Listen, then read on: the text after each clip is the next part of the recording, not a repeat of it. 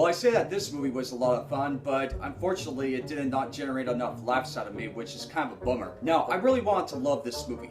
The concept of Dracula setting up his own hotel for all the monsters and ghouls to come to in order to get away from it all seemed like a great idea. And seeing all the classic movie monsters come together like the Invisible Man, Wolfman, the Frankenstein monster, and everything else. The rest of the monsters I mean, including the zombie serpents. It really sounds like a work of genius. And the action in this film is so fast-paced and crazy, it almost feels like the animators ate a lot of Halloween candy while working on this film. I really admired the energy put into it, but I didn't not laugh that much. So what's the story that they made for this film? Dracula's daughter Mavis, played by Selena Gomez, is getting ready to celebrate her 118th birthday.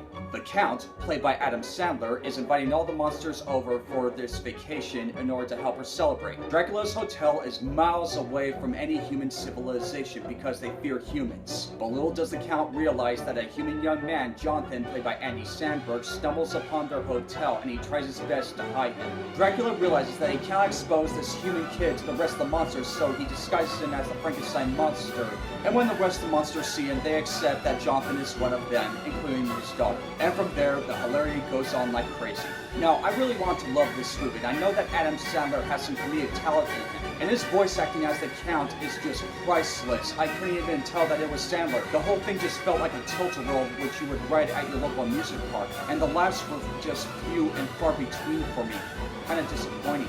But the action and the fast camera movements actually kept my eyes, so I was interested, but I felt like it just wasn't enough. For the problems that I have with it, like why would they call the Frankenstein monster Frankenstein? That was the name of the guy who created the creature. And Kevin James doing the voice for the monster, he was alright. And David Spade as the Invisible Man was not that bad either, even though he didn't make me laugh very much. And of course, a family film is not without its touching, heartfelt moments, and you know what? It works here. The Count actually explained to Jonathan how his hotel came to be, and I actually sympathized with him. I won't give any away spoilers what happened because you have to see it for yourself. And the relationship between Dracula and his daughter Mavis is developed pretty well, so I'll give it that too. And outside of that, I have another problem, like when Dracula is exposed to the sun. As soon as he is exposed, we start to see Dracula get toasted, but he never actually burns up fully when he's exposed, so oh man. Now that was pushing it a little too far, but that doesn't hurt the rest of the film. The characters were good and the story was good, but I just wish that the laughs would have held the whole thing up. Kind of a bummer, dude. But it is worth watching again, so at the end,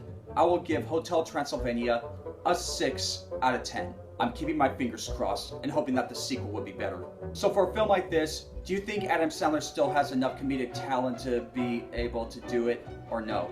Let me know in the comment section below. And I'll end with the words of the Count. Dracula, thanks you so very much for watching. I'd like to say welcome back. And I'll catch you on the flip side! As was Adam Sandler's immature voice.